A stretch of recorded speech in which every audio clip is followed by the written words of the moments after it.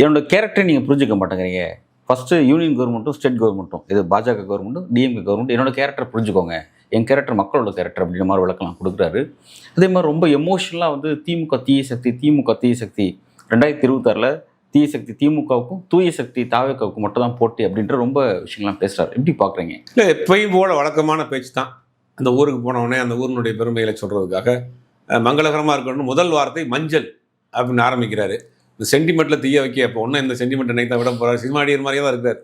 முதல்ல மங்களகரமான வார்த்தையை பேசணும் அப்படின்னாலும் மஞ்சள், ஈரோட்டில் மஞ்சள் விளையுது, மஞ்சள் அறுவடை பண்ணுறாங்க அப்படின்னு அந்த ஊர் பெருமையெல்லாம் பேசுகிறாரு. அப்புறம் வந்து காளிங்கராயன் வந்து அணையை கட்டினார், அவர் எவ்வளோ கஷ்டப்பட்டு கட்டினார், அந்த பெருமையை பேசுகிறாரு. அப்புறம் பெரியாரை பற்றி பேசுகிறாரு.